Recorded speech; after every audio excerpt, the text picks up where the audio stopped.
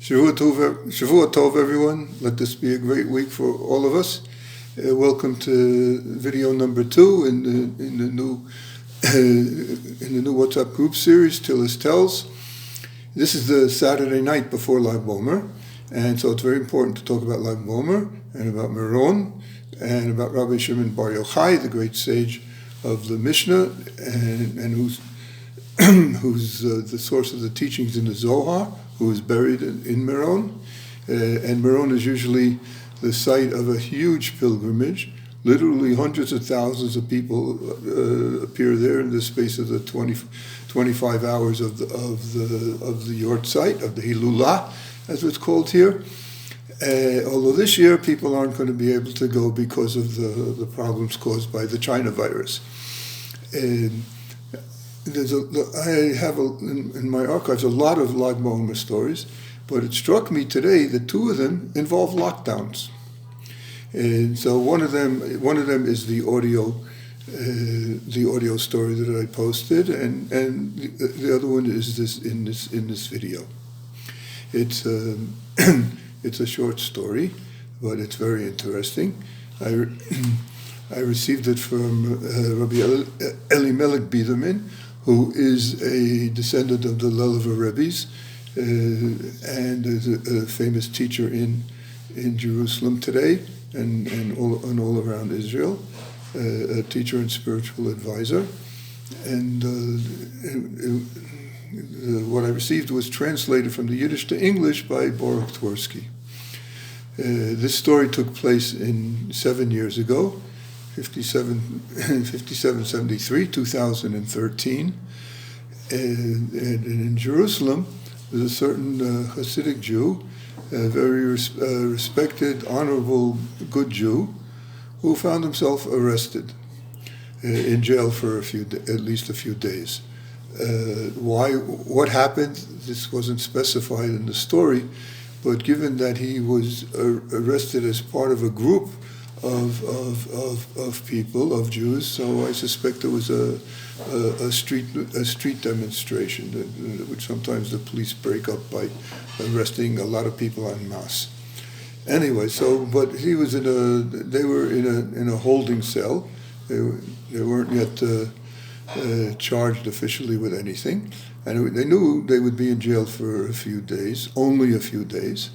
But nevertheless, this particular Jew was very upset. Why?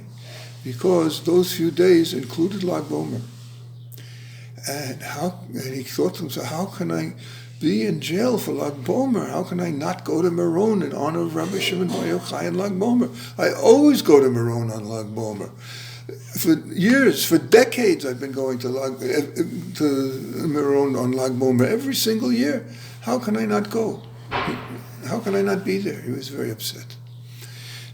When his son came to visit him, he asked his son, please, my son, make sure you go to Meron this year in honor of Rabbi Shimon Bar Yochai, and mention me to Rabbi Shimon Bar Yochai that I was unable to come, and ask for a blessing on my behalf.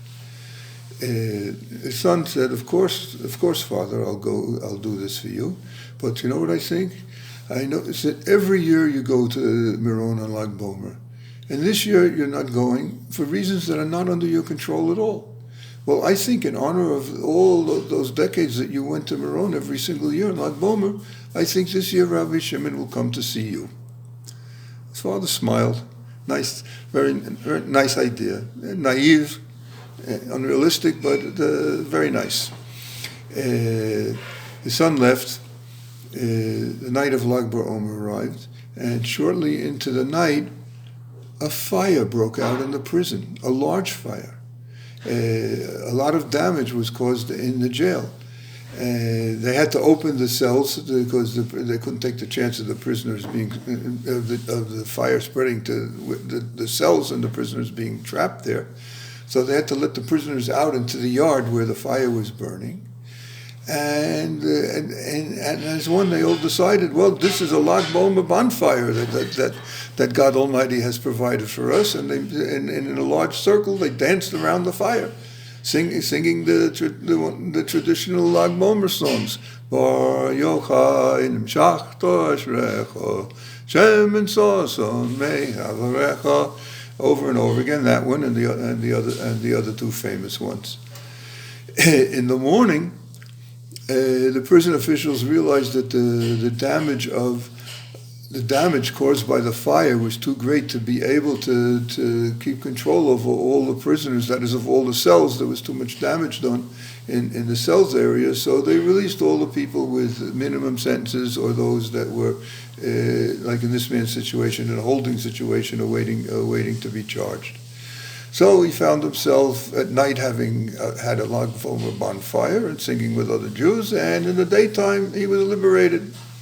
So we realized the son was right. It was right. Rabbi Shimon had looked after him. After all, Rabbi Shimon, it was as if Rabbi Shimon was really there.